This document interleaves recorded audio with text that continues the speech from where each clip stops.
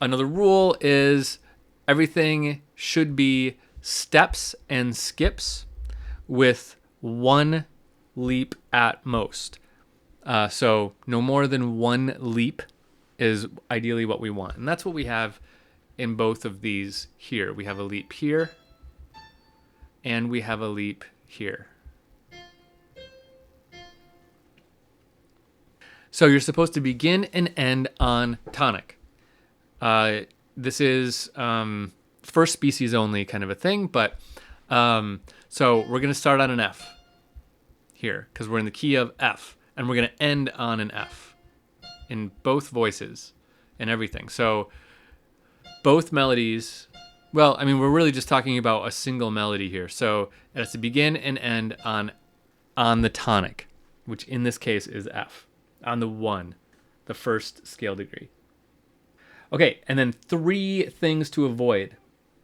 Number 1, if you're in minor key, if you're doing this in a minor key, you should raise your 7th to the melodic minor.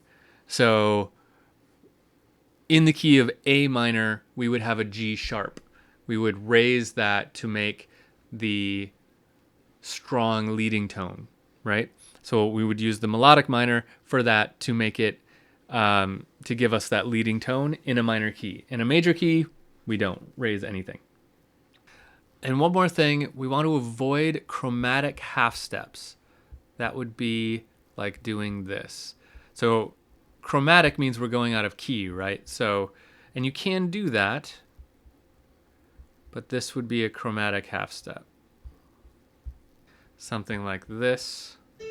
That is a chromatic half step, where we go just up by half step through a chromatic note.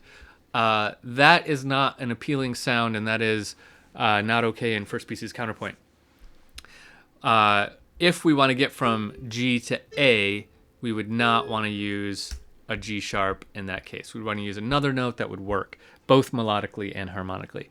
So we avoid those chromatic half step motions. Okay, so that is kind of the fundamental rules of the melodic writing. Now, let's switch to talking about harmonic writing. Here we go.